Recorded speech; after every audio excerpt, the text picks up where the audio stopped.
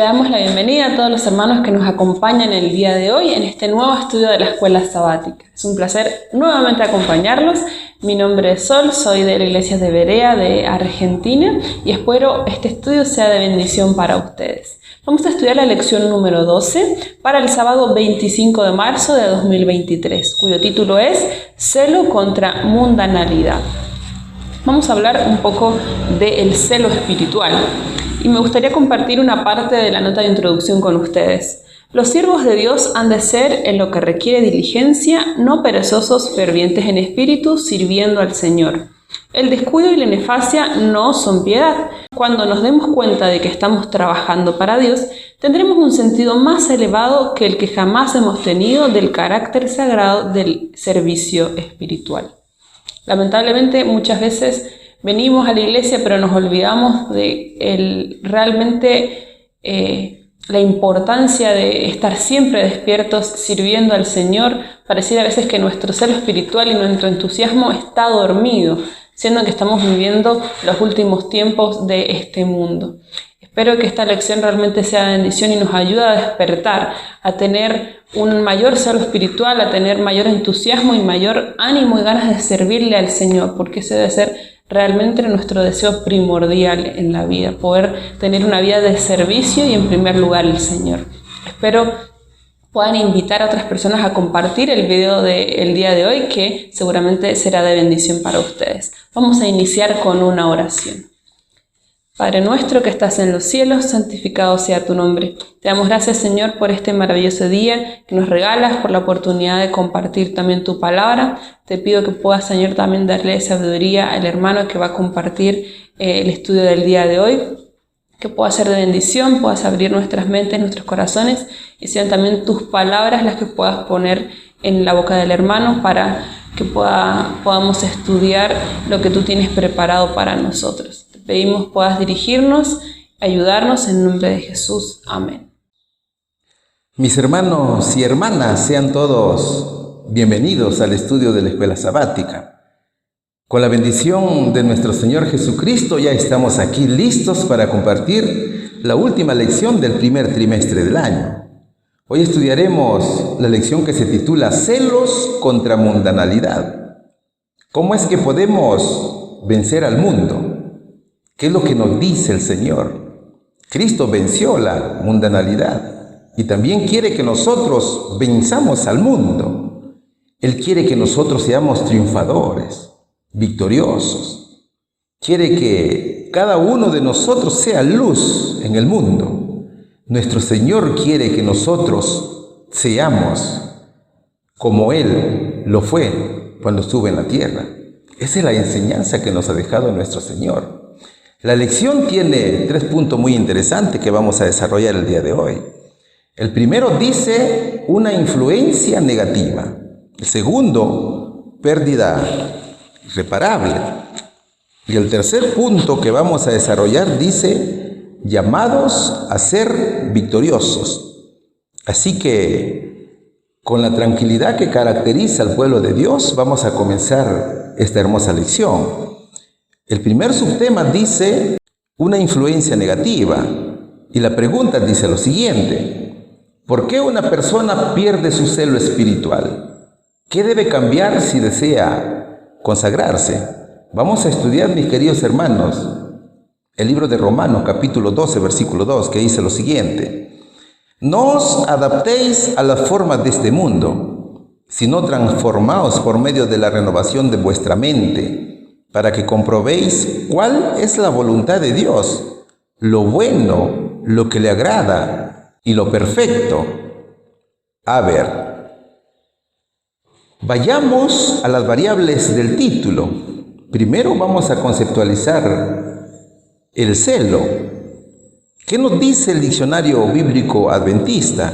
Allí se nos dice que hay 2 tipos de celo: un celo humano y un celo divino. El celo humano es una actitud humana negativa hacia otro u otras personas, causadas por el miedo, por la falta de confianza, por el resentimiento, por sus ventajas. y así sucesivamente. Porque los celos son el furor del hombre y no perdonará en el día de la venganza, dice Proverbios capítulo 6, versículo 34. Por ejemplo, los celos de los hijos de Jacob hacia su hermano José. Acuérdate de esa historia. El mismo Satanás que sintió celos por el Señor Jesús. El diablo quiso que se le consultase acerca de la formación del hombre. Y porque esto no se hizo, se llenó de envidia, de celos y de odio. Así lo escribe nuestra hermana Elena G. de White. ¿Te das cuenta? El otro tipo de celos es el celo divino. El celo de Dios es una preocupación por el bienestar de su pueblo. Es la determinación de que nada surja entre Él y ellos que pueda engañar, minar o destruir. No te inclinarás a ellas, ni las honrarás, porque yo soy Jehová tu Dios, fuerte, celoso, que visito la maldad de los padres sobre los hijos hasta la tercera y cuarta generación de los que me aborrecen, dice Éxodo capítulo 20, versículo 5. Como único Dios verdadero, la salvación solamente está en el Señor Jesucristo. Entonces, a cualquier otro Dios que siga el hombre, para él es un engaño que lleva a la destrucción y a la muerte. ¿Cómo se manifiesta el celo divino? Este celo se manifiesta como algo que parece ser severo, pero que más tarde se ve como una disciplina que es necesaria para el beneficio final de almas de dura servir o de corazón duro. Es por eso que la Biblia dice en varios de sus pasajes que Dios está celoso de su derecho a la adoración de los hombres, porque no te has de inclinar a ningún otro Dios, pues Jehová, cuyo nombre es celoso, Dios celoso es, dice el libro de Éxodo, capítulo 34, versículo 14. Por ejemplo, aquí vemos el celo que los israelitas provocaban a Dios, que ellos ponían con frecuencia en acción al volverse idólatras. Ellos me volvieron a celos con lo que no es Dios, me provocaron a ira con sus ídolos. Yo también los moveré a celos con un pueblo que no es pueblo, los provocaré a ira con una nación insensata, dice Deuteronomio capítulo 32, versículo 21. Ese es el concepto del celo divino. Pero, ¿qué será la mundanalidad? Fíjate, la mundanalidad es la actitud de vida opuesta al reino de Dios. Se caracteriza por la desobediencia a la voluntad del Señor. Mundanalidad es un principio de vida asentado sobre una norma distinta a Dios mismo. O sea, que la filosofía de actuar de una persona no incluye a Dios, sino a lo creado por Dios y también a la persona misma, es decir, al ser humano. Es un amor indebido por el dinero, por el placer, por el poder, etc.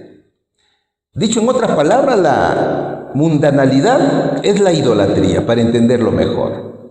Es intercambiar la verdad de Dios por una mentira y adorar y servir cosas creadas en lugar de adorar al Creador.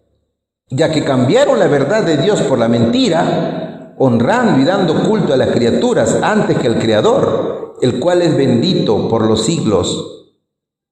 Amén. Dice Romanos capítulo 1, versículo 25. Entonces mira, cuando en las Escrituras vemos la palabra mundo, algunas veces se refiere al mundo geográfico, al mundo creado. Sin embargo, casi siempre se refiere a la humanidad en su condición pecaminosa y caída, que se rebela contra Dios y también se rebela contra sus caminos.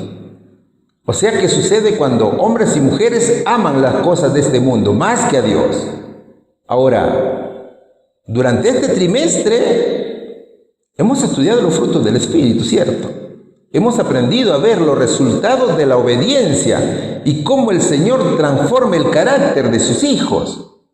En cada lección hemos visto ejemplos muy buenos y también hemos visto cómo Dios cambia nuestros corazones. El verso 12 del libro de Romanos nos muestra un estilo de vida o una conducta con la cual se debe identificar el cristiano. Una conducta y una ética acorde con el amor de Dios. El verso nos señala que en aquel tiempo algunos hermanos seguían ofreciendo sacrificios de animales. Estos sacrificios pertenecían a la ley ceremonial, ¿cierto? Eran sacrificios que eran ofrecidos a Dios. Incluso algunos de estos hermanos ofrecían sacrificios a otros dioses, o sea, a dioses del mundo. Pero lo que Pablo señala, que estos sacrificios ya no conducen a nada. El sacrificio de cada siervo de Dios debe ser un sacrificio vivo, es la vida. Pero, ¿cómo puedo ofrecer mi vida en sacrificio a Dios? Romanos capítulo 12, versículo 2 lo dice. No os adaptéis a la forma de este mundo, sino transformaos por medio de la renovación de vuestra mente para que comprobéis cuál es la voluntad de Dios, lo bueno, lo que le agrada y lo perfecto. El Señor, mis queridos hermanos, ya no quiere que nosotros vivamos como lo hace el mundo. Dios quiere que cambiemos nuestra manera de ser y de pensar. Cristo quiere que no nos dejemos influenciar por el mundo. Es por eso que dice, no os adaptéis a la forma de este mundo. ¿Te das cuenta? Pablo nos está alertando aquí que el sistema del mundo actual, de la cultura, de las costumbres seculares, están en total rebelión contra Dios. Es ese sistema del mundo que trata de cambiar nuestra forma de pensar para que aceptemos el patrón de vida que ellos llevan. ¿Te das cuenta? Entonces, fíjate, ese proceso es el que debemos resistir. El siervo de Dios tiene que transformar su mente, pero esa transformación es en todo sentido, no solamente en pensamientos, sino también en actitudes y comportamientos. Por ejemplo, resistir a las tradiciones paganas, a las fiestas seculares, al día de la amistad, la Navidad, Día de la Madre, la música, la alimentación, los carnavales, etc. ¿Y quién puede transformar la mente? Es la palabra de Dios, es el Espíritu Santo quien transforma nuestra mente. Solo de esa manera sabremos qué es lo que el Señor quiere. Es decir, sabremos todo lo que es bueno, agradable y perfecto, como dice el verso. Es por eso que la palabra dice, sino transformados por medio de la renovación de vuestra mente. Entonces, mira, cuando hablamos de transformación, hablamos de lo opuesto a ser conformados a este siglo. O sea, cuando hablamos de transformación, hablamos de dejar atrás el conformismo, el estar conforme a la vida del mundo. Que el pueblo de Dios debe pensar de una manera distinta, debe dejar atrás las influencias negativas. Mis queridos hermanos, a veces escuchamos decir a algunos hermanos de la iglesia, bueno, yo me conformo con lo que tengo, o yo me conformo con lo que sé. ¿Y qué es lo que tiene y qué es lo que conoce el hermano? Música disfrazada, alimentación prohibida, costumbres paganas, y así. Hay hermanos que tienen muchos años en la iglesia, pero todavía no se nota una transformación en ellos, ¿te das cuenta? Sin embargo, dicen hacer la voluntad de Dios. Y en verdad que aquellos que lo observan, los ves disfrutando del amor de Dios. Y pareciera que viven una vida de santidad. Sin embargo, cuando termina el sábado, nuevamente comienza el desenfreno. Ahora, el verso dice renovar la mente, ¿cierto? Fíjate lo que dice el texto de nuestra hermana Elena G. de White. Muchos miembros del profeso pueblo especial de Dios se han conformado de tal manera al mundo que su carácter peculiar ya no se distingue más. Y es difícil establecer la diferencia entre el que sirve a Dios y el que no le sirve. Como también le escribe el libro de Malaquías, capítulo 3, versículo 18. La transformación es un milagro de Dios en nuestras vidas. Ese milagro lo hace el Señor a través del Espíritu Santo. Entonces, mira, en el proceso de renovación, ante cualquier tentación o prueba, me debo preguntar lo siguiente: ¿qué dice la palabra de Dios al respecto? Por ejemplo, si has prometido algo y no sabes qué hacer, acuérdate de la historia de Ana, la madre de Samuel. Si eres tentado con alimentación del mundo, acuérdate cómo se alimentó el profeta Daniel. Si ves a una persona enferma o herida, acuérdate del buen samaritano. Si estás frente a un iracundo, acuérdate de lo que hizo Abigail con Nabal. Si te sientes orgulloso, acuérdate de Moisés. Si ves costumbres mundanas, acuérdate de lo que hizo el rey Belsasar. Y así sucesivamente. Entonces, de esa manera vamos a resistir y no nos vamos a conformar a los pensamientos y acciones de este mundo. Enfoquémonos en la palabra de Dios y en una relación con el Señor. Entonces nuestras vidas estarán en la voluntad de Dios. Martín Lutero decía: la vida cristiana no significa quedarse quieto, sino pasar de lo que es bueno a lo que es mejor. En eso consiste la transformación. ¿Ves? Entonces, mi querido hermano, no te olvides, necesitamos la transformación para poder distinguir lo bueno de lo malo. ¿Cuál sería aquí la respuesta? ¿Por qué una persona pierde su celo espiritual? Porque cede a las influencias negativas. ¿Qué debe cambiar si desea consagrarse? Tiene que transformar la mente. Pregunta número 2. ¿Qué nos dice la pregunta número 2? Estamos estudiando el subtítulo Una influencia negativa. ¿Qué trampa tiende Satanás al pueblo de Dios para perder su entusiasmo espiritual? ¿Cómo enfrentó Jesús este astrid? Vamos a estudiar el libro de San Lucas, capítulo 4, versículos del 5 al 8, que dice lo siguiente: y le llevó el diablo a un alto monte, y le mostró en un momento de tiempo todos los reinos de la tierra. Y le dijo el diablo: a ti te daré toda esta potestad y la gloria de ellos, porque a mí es entregada, y a quien quiero la doy.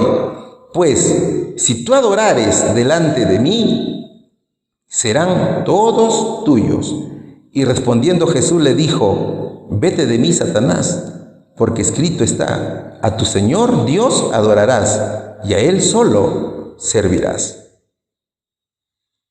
Ya dijimos que el celo mundanal es una actitud negativa, ¿cierto? Y ahora vemos cómo el diablo utiliza la influencia negativa basada en hermosas tentaciones para engañar a Cristo. Y también utiliza las mismas herramientas para destruir al pueblo de Dios. ¿Y cómo se manifestó el celo del Señor Jesucristo por Dios? ¿Qué hizo el diablo con Jesús? Satanás sabía que Cristo había venido a ganar los reinos de la tierra. Y esa fue una invitación para recuperar al mundo sin ir a la cruz. ¿Quién hizo esa invitación? Era el diablo. Satanás simplemente le daría todo al Señor Jesús si es que lo adoraba. Entonces, esta era la primera de las dos grandes batallas que el diablo perdió frente al Señor Jesucristo. Acuérdate que Jesús había estado ayunando por 40 días y 40 noches y estaba débil físicamente, pero estaba muy fuerte espiritualmente. ¿Qué le mostró el diablo en una visión panorámica? Lucas capítulo 4, versículos del 5 al 7 de la traducción al lenguaje actual nos dice lo siguiente: después que el diablo llevó a Jesús a un lugar alto, desde allí, en un momento, le mostró todos los países más ricos y poderosos del mundo y le dijo: todos estos países me los dieron a mí y puedo dárselos a quien yo quiera. Yo te haré dueño de todos ellos si te arrodillas delante de mí y me adoras. Todos los países del mundo. ¿Te das cuenta? Eso dijo Satanás. O sea, Satanás es el príncipe de este mundo, pero ¿quién lo eligió como príncipe? Fue elegido por la humanidad misma, desde los tiempos de Adán. Acuérdate del pecado de Adán y Eva. Mira, cuando Satanás tentó al Señor Jesús, Cristo había pasado 40 días en el Espíritu de Dios. Por tanto, estaba totalmente preparado para resistir. El ayuno hizo que la tentación fuera aún más intensa. Tuvo hambre. Así lo dice Lucas capítulo 4, versículo 2. El diablo quiso hacer de Jesús dueño del mundo, pero teniéndolo como subalterno. O sea, el diablo quería ser Dios de nuestro Señor Jesucristo. ¿Puedes creer eso? Yo te haré dueño de todos ellos si te arrodillas delante de mí y me adoras, le dijo el diablo. ¿Te das cuenta? Eso fue lo que le dijo Satanás al Señor Jesús. Pero Dios tenía un plan. El plan era que Jesús sufriera primero para que luego entrara en su gloria. Así lo escribe Lucas capítulo 24, versículos 25 y 26.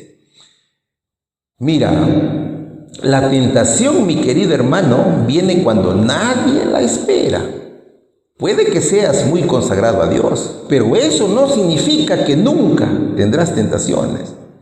Las tentaciones llegan en cualquier momento. Por ejemplo, en el trabajo, puede que seamos tentados a recibir coimas o sobornos para volvernos ricos rápidamente. Pero para eso tenemos que mentir, ¿cierto? O sea, tenemos que pecar. O quizás podemos pensar que no podemos obtener el trabajo que queremos con nuestras habilidades y mentimos respecto a nuestras competencias. Incluso podemos presentar documentos falsos en nuestro currículum. Ahora, no solamente puede ser el trabajo, sino también en cualquier otra actividad, incluso hasta en la iglesia. El diablo no solamente te ofrece dinero, también te ofrece fama. Es decir, cosas bonitas y mundanales. El diablo sabe, mi querido hermano, qué es lo que a ti más te gusta. ¿Te das cuenta? Pero, ¿cuál fue la respuesta de nuestro Señor Jesucristo frente a ese atrevimiento diabólico? Cristo nunca aceptaría tal cosa. Y esta era la segunda tentación del diablo.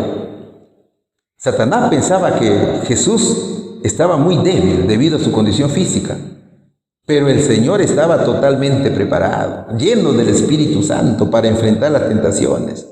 ¿Qué le dijo el Señor Jesucristo?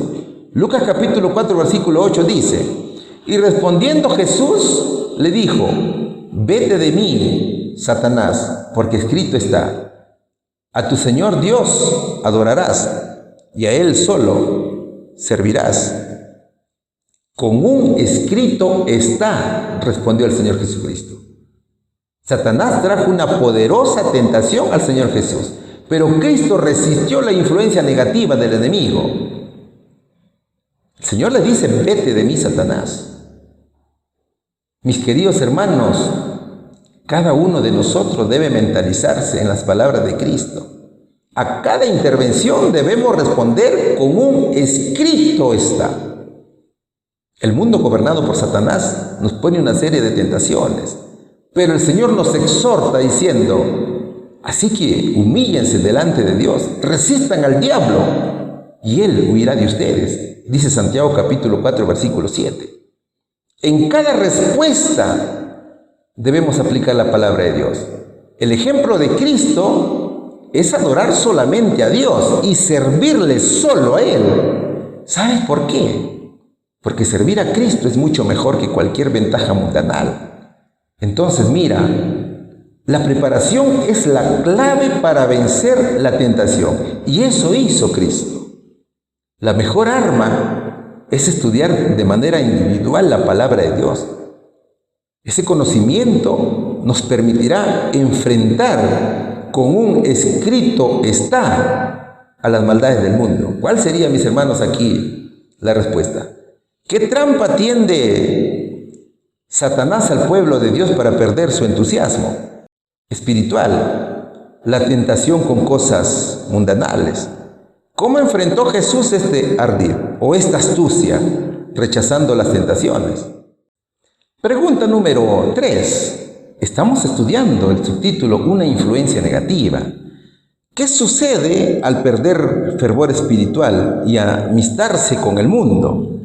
¿Cuándo somos amigos de Dios? Vamos a estudiar el libro de Santiago, capítulo 4, versículo 4, que dice lo siguiente. Oh, gente adúltera, ¿no saben que la amistad con el mundo es enemistad con Dios?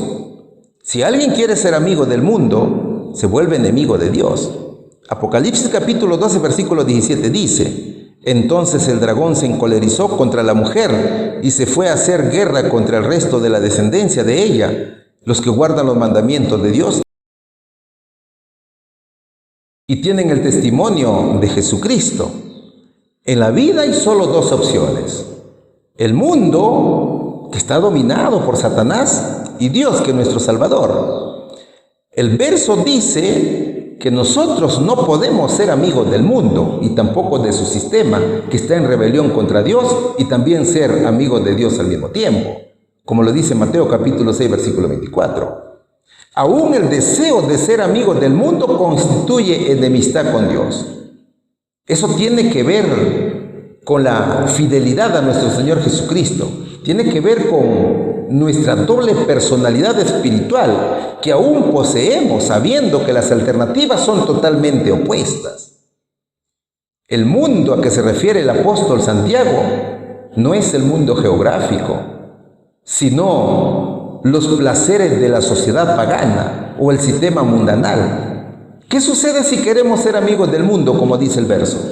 Estaremos desafiando la voluntad del Señor, estaremos despreciando su propósito. ¿No saben que la amistad con el mundo es enemistad con Dios?, dice el verso. Ahora, ¿qué significa tener una amistad? Significa tener la misma mente, la misma visión, la misma perspectiva de la realidad. Así que ser amigos del mundo significa vivir por la lógica de los celos, la rivalidad, la competición, la idolatría, el homicidio, las creencias, etc. Por eso que ves a mucha gente compitiendo por algún puesto de trabajo, con el fútbol inclusive. ¿Te das cuenta? Todo es competencia en el mundo. Ahora, el apóstol Santiago nos da a conocer que en la iglesia apostólica había mucha mundanalidad. Los hermanos de la iglesia primitiva no seguían el patrón o modelo de vida que Cristo había dejado a su iglesia. Eso tiene que ver también con el hostigamiento que Satanás trata de imponer a la iglesia del Señor. Es decir, mientras Cristo ayuda a los creyentes a vivir una vida dedicada al Evangelio, el diablo trata de destruirlos. Santiago lo llama gente adúltera a los hermanos de la iglesia. ¿Y eso por qué? Porque mientras estaban en la iglesia, compartían las mismas costumbres mundanales de la época. Por tanto, él hace un llamado al arrepentimiento a los que quieren ser amigos de todo el mundo. Es que ser amigo del mundo es algo prohibido por Dios. A esto se le llama adulterio, ¿cierto?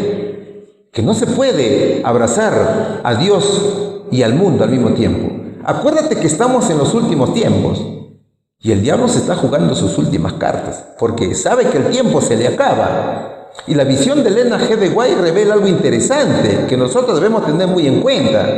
¿Qué vio ella? ¿Qué dice el texto? Vi que Satanás ordenaba a sus ángeles que dispusieran sus acechanzas, especialmente para los que están esperando la segunda aparición de Cristo y guardando todos los mandamientos de Dios. Dicho en otras palabras, mis queridos hermanos, Satanás nos tiene en la mira. El diablo sabe quiénes son aquellos que realmente sirven a Dios y a ellos son a quienes acosa y trata de hacer caer con sus mentiras. ¿Te das cuenta? Y Apocalipsis capítulo 12, versículo 17 dice: entonces el dragón se encolerizó contra la mujer y se fue a hacer guerra contra el resto de la descendencia de ella, los que guardan los mandamientos de Dios y tienen el testimonio de Jesucristo. Al diablo no le pasa la cólera. El diablo sigue muy molesto porque ha sido derrotado por Cristo. Entonces, como no puede con el Señor Jesucristo, se las agarra con la iglesia, o sea, con nosotros. Pero hay que tener en cuenta, mi querido hermano, algo tan interesante aquí. Ponte a pensar esto. No a todos odia el diablo, ¿cierto? El diablo está feliz con aquellas congregaciones que guardan el domingo, porque sabe que ellos son sus súbditos. El diablo, a través de sus demonios, sabe que muchas iglesias hablan de la doctrina de la prosperidad. Otros cantan música disfrazada. O sea, la música cristiana le ponen ritmo pagano. Esa es la música disfrazada. Mientras que otros hablan sobre la Navidad, el día de la amistad, los carnavales, día de San Valentín, etc. Por tanto, mi querido hermano, el diablo está muy contento con ellos. Es decir, saben que están sumergidos en un sueño profundo. ¿Y qué más vio nuestra hermana Elena G. de Guay? ¿Y qué escuchó? Dijo Satanás a sus ángeles que las iglesias estaban durmiendo. Él iba a aumentar su propio poder, sus propios prodigios mentirosos a fin de retenerlas. Pero dijo, odiamos a la secta de los observadores del sábado, que están trabajando de continuo contra nosotros y quitándonos súbditos para que observen la odiada ley de Dios. Id, emborrachad de cuidados a los poseedores de tierras y dinero. Al diablo lo que le interesa es que no se predique la palabra de Dios. El diablo está observando que muchos duermen en la iglesia. O sea, no hacen el trabajo misionero, no estudian la Biblia, son apáticos, llegan tarde a la iglesia, no predican el mensaje de los 3 ángeles, ni la verdad del sábado, sino que se dedican a otras cosas. No se habla de la verdad de Jesús. Muchos van a la iglesia, pero están distraídos con el celular. ¿Te das cuenta? Es por eso que cada vez decimos que el diablo está feliz cuando la lección de la escuela sabática no es explicada adecuadamente en la iglesia. O sea, le dedicamos muy poco tiempo a estudiar la palabra de Dios, ¿ves? Mis queridos hermanos, es verdad que muchos no hacen la voluntad de Dios, pero también es verdad que a todos aquellos que se aferran al Señor y obedecen su ley, el diablo los tiene en la mira. Es decir, el diablo odia a la iglesia adventista del séptimo día, movimiento de reforma. ¿Te das cuenta? ¿Sabes por qué? Porque guardamos los 10 mandamientos de la ley de Dios y nos estamos apartando del mundo para vivir el modelo de vida de Cristo. Ya te dije que la historia de la humanidad está llegando a su fin. Conforme se vaya acercando ese día, las cosas para el pueblo de Dios se irán poniendo cada vez más difíciles. Muchos se enfriarán. Otros estarán descontentos con la iglesia. A otros no les gustará la reprensión.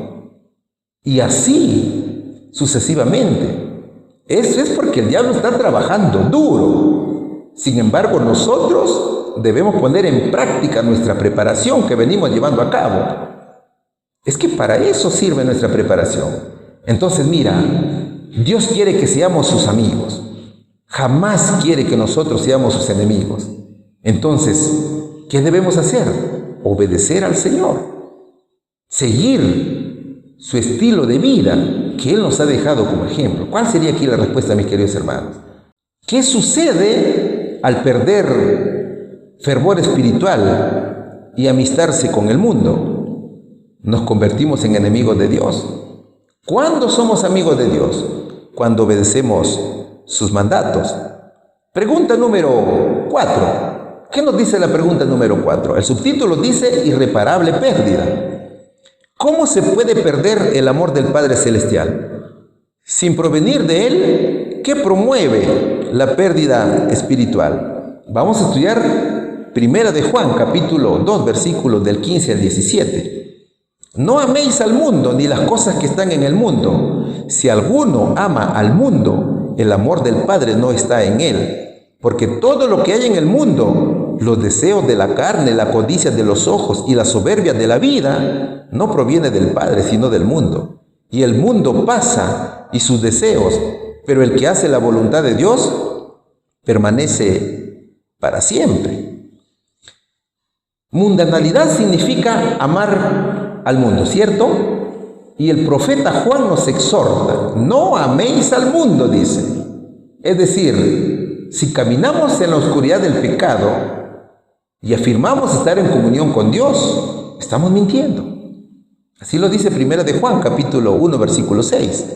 Por ejemplo, podemos ser grandes predicadores y aconsejar que debemos ser honrados. Sin embargo, de manera oculta podemos estar aceptando coimas del mundo, ¿cierto? Ahora, Juan señala un área específica del pecado que amenaza especialmente nuestra comunión con Dios. Esa área es la mundanalidad, es decir, el inmenso grupo de personas que viven en rebeldía contra Dios. Por ejemplo, la sociedad encargada de construir la Torre de Babel. En Babel había un líder, ¿cierto? Un antidios de la humanidad. Su nombre era Nimrod. Ellos se organizaron y se rebelaron contra el Señor al obedecer el mandato de dispersarse por toda la tierra. Otro ejemplo es el sistema mundial actual, el progreso de la tecnología, el gobierno y la organización del mundo. Este sistema hace parecer que el hombre viva mejor, pero que no sea mejor. Entonces fíjate, como al ser humano le gusta estar mejor, fácilmente se enamora y se entrega al mundo. ¿Te das cuenta?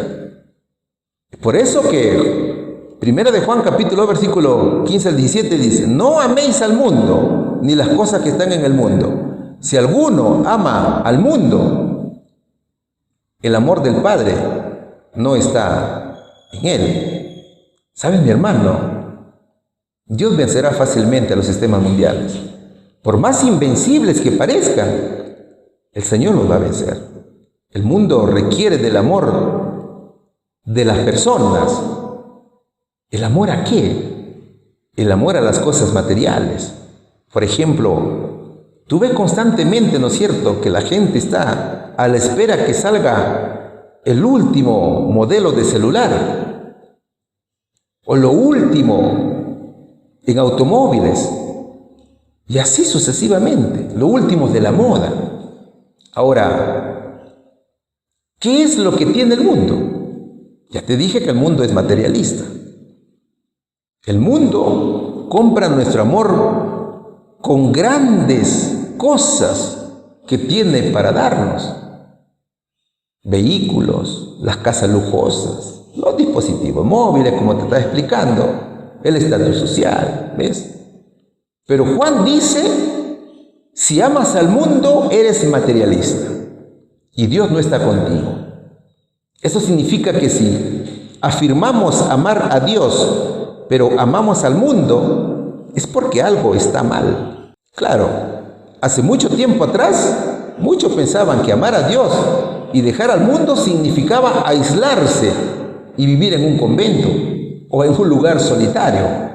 Pero Dios nos dice eso. El mundo, como lugar geográfico, es también nuestro hogar, mientras crucemos el desierto lleno de aflicciones, ¿cierto? Ya lo decía el Señor Jesucristo en su oración de Juan capítulo 17, versículo 15. No ruego que lo quites del mundo, sino que los guardes del mal. Cada uno de nosotros debe ser celoso de las cosas de Dios y rebelarse contra la mundanalidad. Ese es el celo que debemos tener nosotros por las cosas de Dios. Cada siervo del Señor debe ser rebelde a las cosas del mundo. Y Juan capítulo 2, versículos 16 y 17 dice: porque todo lo que hay en el mundo, los deseos de la carne, la codicia de los ojos y la soberbia de la vida, no proviene del Padre, sino del mundo. Y el mundo pasa y sus deseos, pero el que hace la voluntad de Dios permanece para siempre. Todo lo que vemos a diario en el mundo no proviene de Dios, mi querido hermano, sino del diablo. Es decir, son pecados. Aunque las cosas del mundo nos hacen sentir bien, incluso satisfagan algo, pero Dios sabe que tenemos una naturaleza carnal, corporal, y también sabe que tenemos necesidades físicas que nos hacen sentir bien. Sin embargo, no son del agrado del Señor. ¿Ves? Piense, mi querido hermano, en los anuncios publicitarios que recuerdas con más frecuencia. Seguramente te harán un poderoso llamado a los deseos de la carne, a los deseos de los ojos, a la vanagloria de la vida. Piensa en lo rico que pensaba Eva cuando deseaba el fruto prohibido. Eva fue en busca de los deseos de la carne cuando el diablo la tentó con el fruto prohibido.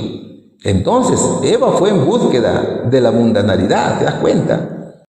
Mis queridos hermanos, cada siervo de Dios es vigilado por ángeles del Señor, que están viendo todo nuestro actuar. Ellos saben la medida de fe que tenemos, el grado de incredulidad, de orgullo, la codicia y el amor que tenemos por el mundo.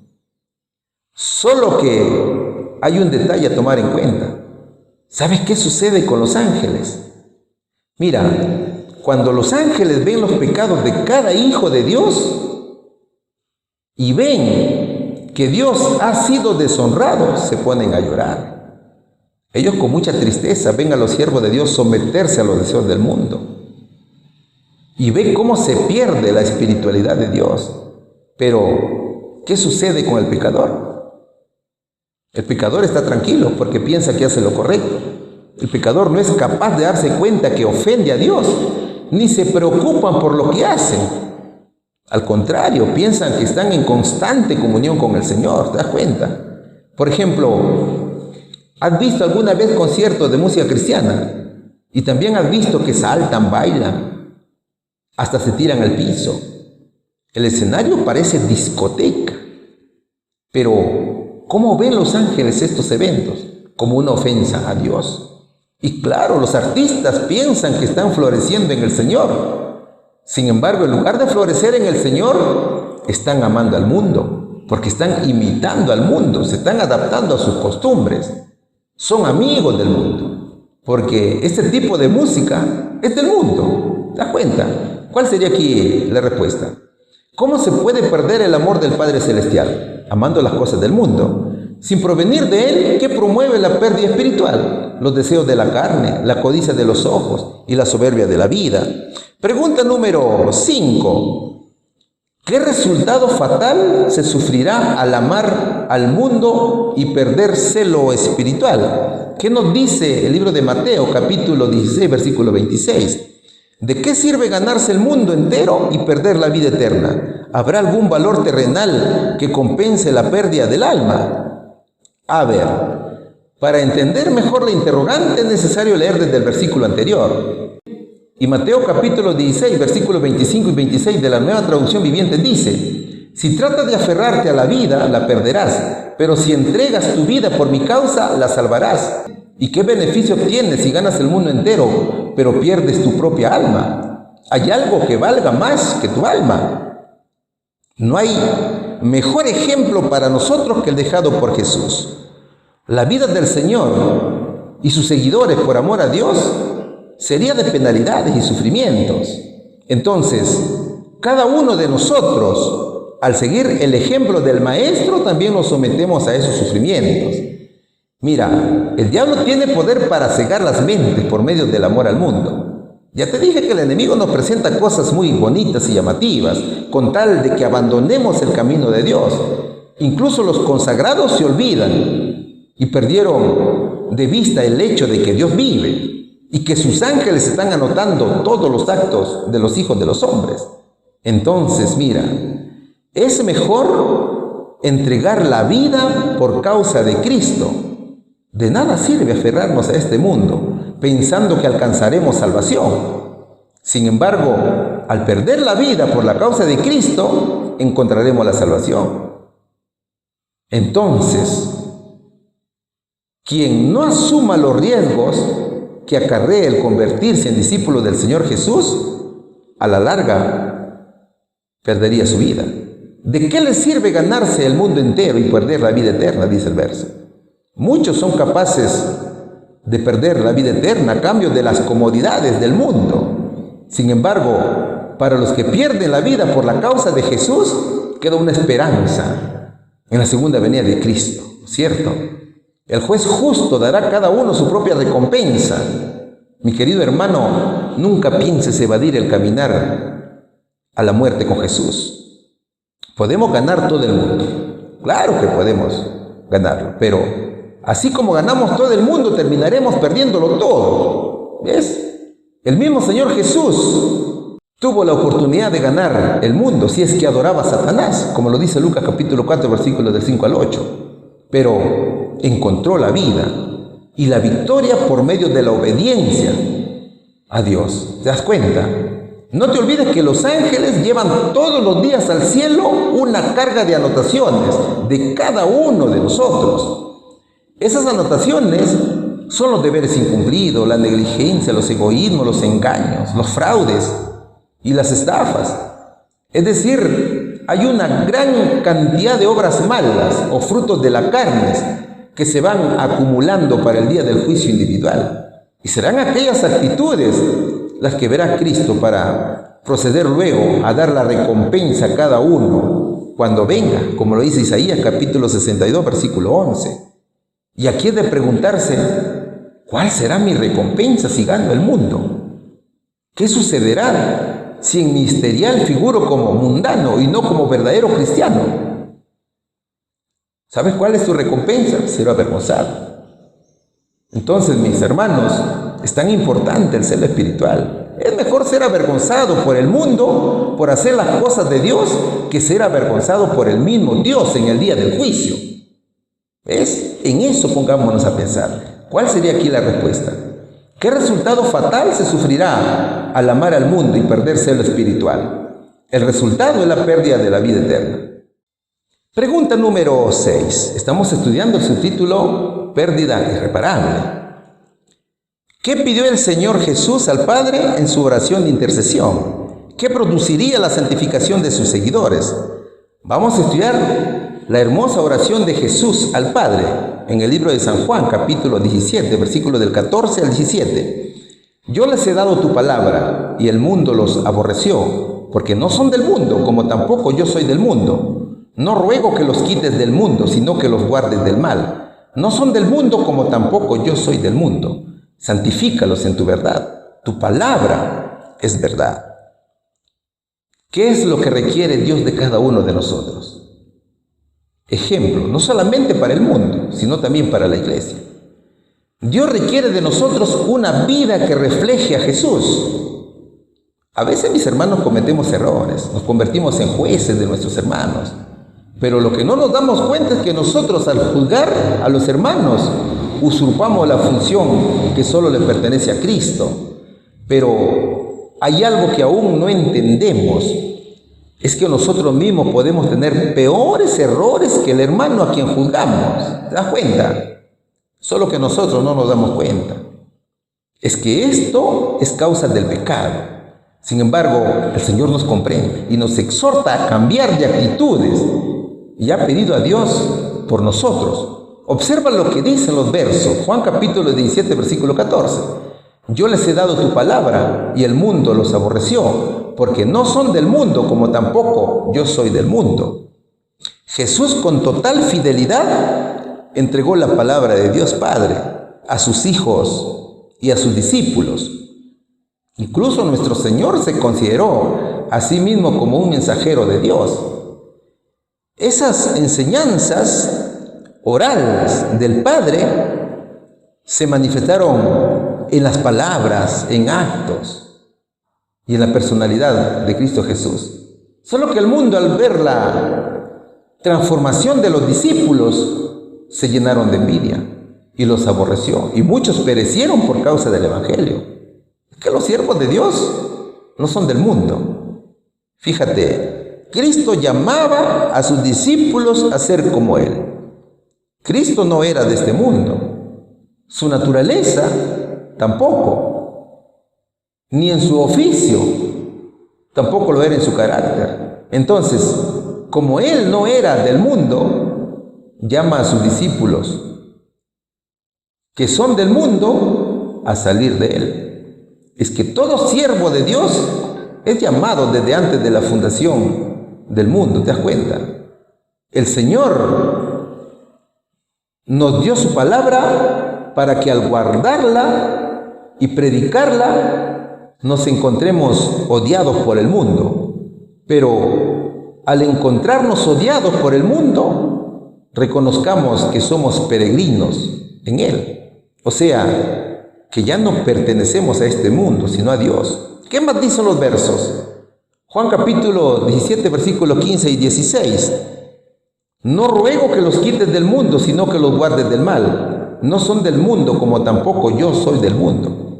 Reconocer que no pertenecemos a este mundo es todo un proceso que puede causar mucho sufrimiento. Pero luego de comprenderlo podemos experimentar su gozo y paz. Mientras estemos en este ambiente físico, que es el planeta, tenemos que vivir conforme a lo que dice Dios. Jesús no oró porque fuéramos removidos de la batalla, sino porque fuéramos protegidos y fortalecidos en ella. Nosotros estamos en plena guerra, mis queridos hermanos. Estamos luchando contra el mal.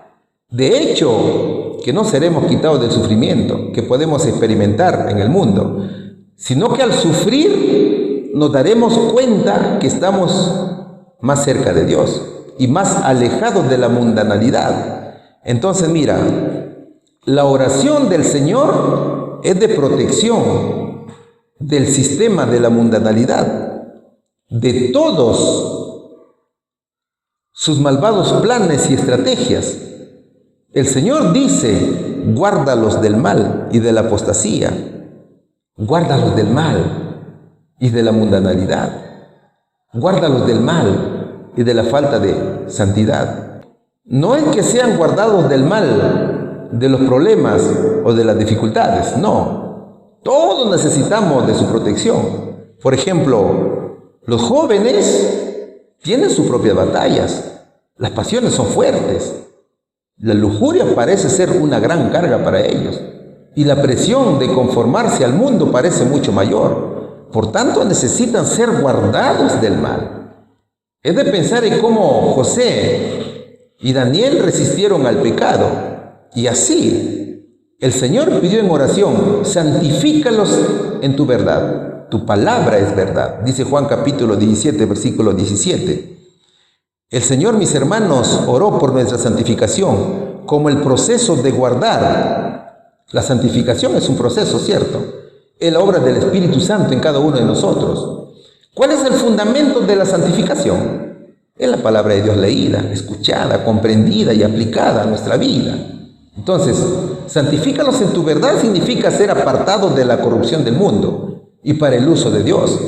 Mis queridos hermanos, el Señor Jesús sabe que estamos en el mundo expuestos a las influencias y sus tentaciones. Sin embargo, nos brinda su amor y su ayuda para salir triunfadores en las tentaciones. Él requiere que seamos perfectos de carácter. Entonces, para comprender la verdad, Dios entregó el Evangelio de tal forma que al conocer su palabra la pongamos por obra y practicarla. De esa manera podamos ser apartados para Dios. La santidad, mis queridos hermanos, es un proceso que se lleva a cabo por medio del conocimiento y el entendimiento de las Escrituras. Es que las Escrituras nos dicen aquello que no está bien en nuestro interior. Y el Espíritu Santo es quien nos transforma. ¿Te das cuenta? ¿Cuál sería aquí la respuesta? ¿Qué pidió el Señor Jesús al Padre en su oración de intercesión? Que lo santifique, mis queridos hermanos. ¿Qué producirá la santificación de sus seguidores? La perfección del carácter. Pregunta número 7. Tenemos el subtítulo llamado a ser victoriosos y hemos llegado al final de la lección. ¿Qué imparte victoria sobre el mundo? Vamos a estudiar el libro de Primera de Juan, capítulo 5, versículos del 4 al 5. Porque todo lo que es nacido de Dios vence al mundo, y esta es la victoria que ha vencido al mundo, nuestra fe. ¿Y quién es el que vence al mundo? Sino el que cree que Jesús es el Hijo de Dios. Ser nacido de Dios es un principio, y por medio de la fe vencemos al mundo. Cualquiera puede pensar que es imposible vencer la mundanalidad. Y eso también estaba en los pensamientos de Juan. ¿Cómo podemos convertirnos en vencedores del mundo? En nuestro Señor Jesucristo. El Señor Jesús dijo en Juan capítulo 16, versículo 33, última parte: en el mundo tendréis aflicción, pero confiad, yo he vencido al mundo. ¿Te das cuenta? Entonces, como Jesús venció al mundo, y mientras permanezcamos en Él, somos vencedores en Jesús. Conforme caminamos con Cristo y crecemos en ese caminar, venceremos a nuestros enemigos espirituales. Entonces, confiando plenamente en Jesús, somos más que vencedores, somos victoriosos, ¿cierto? Entonces Cristo nos llama a ser triunfadores en el mundo, porque todo lo que es nacido de Dios vence al mundo. Y esta es la victoria que ha vencido al mundo, nuestra fe. ¿Y quién es el que vence al mundo? Sino el que cree que Jesús es el Hijo de Dios. Dice 1 de Juan capítulo 5, versículos 4 y 5. ¿Qué debemos hacer para vencer al mundo? Debemos escudriñar las Escrituras con mucha diligencia y con oración y con ayuno. Nuestro entendimiento debe ser vivificado por el Espíritu Santo y nuestro corazón debe elevarse a Dios con fe y esperanza y continua alabanza, dice el texto. Es por la fe que perfeccionamos nuestro carácter. Solo con una fe muy fortalecida es que se confirma nuestra esperanza. La vida de fe permanente y confianza en Cristo es la vida que vence las presiones y tentaciones del mundo. Es como lo dice el libro de los Hebreos, capítulo 12, versículo 21. Puesto los ojos en el autor y consumador de la fe, en Jesús. Veamos a Jesús, mis queridos hermanos. El poner los ojos en Jesús es conocer su vida, es conocer sus sufrimientos y también es conocer su gran victoria sobre la muerte. ¿Qué prometió el Señor a los vencedores? Al que venciere le daré que se siente conmigo en mi trono, así como yo he vencido y me he sentado con mi Padre en su trono, dice Apocalipsis capítulo 3, versículo 21. Todo vencedor es triunfador, porque la sangre de Cristo vence las acusaciones de Satanás. La palabra de su testimonio vence el engaño de Satanás y también vence la mundanalidad. ¿Ves? ¿Cuál sería la respuesta aquí? ¿Qué imparte victoria sobre el mundo? La fe en Cristo Jesús. Mis queridos hermanos, el Señor manda apartarse del mundo. Cristo desea que sus hijos no se adapten a las costumbres paganas, porque son rebeldía contra Dios. Entonces, todas estas formas de vida que se practican en el mundo se constituyen en una influencia negativa para los hijos de Dios. Mi querido amigo, podemos ser consagrados en la obra del Señor, podemos ser grandes maestros, grandes pastores. Sin embargo, por la influencia del mundo podemos ser separados de la gloria del Señor y podemos perder la vida eterna. Esto sí que es una pérdida irreparable. ¿Sabes, mi querido hermano? El diablo ha puesto llamativos avisos publicitarios que inducen a cualquier alma a consumir algo que no es permitido por Dios. No solamente puede influenciar en la alimentación, sino en todo tipo de formas de vida. El Señor Jesús quiere que sus hijos sepan distinguir lo bueno de lo malo. Y lo que ofrece el mundo es muy malo. Es que el diablo en su cólera quiere que nadie se salve. Es de mentalizarse que conforme lleguemos al punto final de la historia de la humanidad, las tentaciones de Satanás serán cada vez más poderosas y fuertes. Todos sabemos que el diablo odia a los adventistas porque guardamos los 10 mandamientos de la ley de Dios. Imagínate a Satanás desesperado porque se le acabe el tiempo y apretando los dientes de cólera y rugiendo como un león y poniendo lo mejor de su astucia para conquistar a los adventistas del movimiento de reforma del séptimo día. Entonces, eso nos debe llamar a la reflexión. Cada uno de nosotros somos llamados a ser victoriosos. El Señor Jesús ha vencido a Satanás y con Cristo también seremos vencedores. Pero ¿cómo ser vencedores? Poniendo los ojos en Cristo Jesús, fortaleciendo nuestra fe, sin miedo a las aflicciones ni amenazas que podamos tener por la causa de Cristo. Solamente por la fe en la sangre del Señor y por sus méritos podemos ser vencedores. No hay otra forma de vencer la mundanalidad. El celo por las cosas de Dios debe ser un hábito que todo siervo de Cristo debe practicar. Cuando se pone en práctica el celo divino, solamente estaremos mentalizados en Dios y el mundo quedará atrás. Así que, mi querido hermano, pongamos en práctica las lecciones que hemos llevado este trimestre. Hemos visto hermosos ejemplos, ¿no es cierto? Hemos estudiado los frutos de la carne.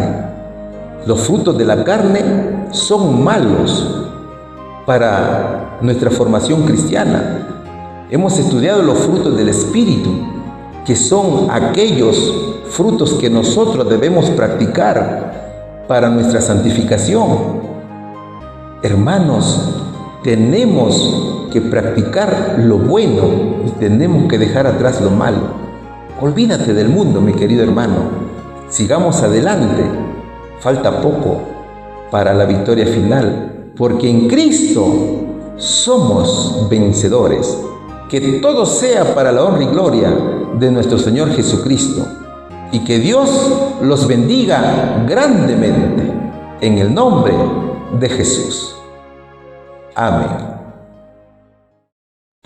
Muchas gracias por haber nuevamente visto el video del día de hoy. Les recordamos que en la parte de abajo del video pueden descargar la lección en PDF, la lección en audio para compartir en sus redes sociales y sus grupos también, y el himnario. Así que allí tienen los materiales para que estén pendientes, puedan descargarlos y compartirlos con otras personas. No nos quedemos con esto que es tan maravilloso, sino que compartámoslos para que pueda ser de bendición también para otros. Vamos a finalizar con una oración. Padre nuestro que estás en los cielos, santificado sea tu nombre. Gracias, Señor, por la oportunidad de estudiar tu palabra el día de hoy. Gracias porque nos has hablado al corazón. Te pedimos que nos ayudes, Señor, a despertar, a no dormirnos, especialmente en estos tiempos del fin. Ayúdanos, Señor, a poder trabajar por ti, a tener ese celo espiritual que sea agradable a ti, que podamos compartir el mensaje que tenemos con otras personas y no dormirnos, Señor, sino que estar velando en oración, pendiente siempre para tu segunda venida. Te lo pedimos en nombre de Jesús. Amén.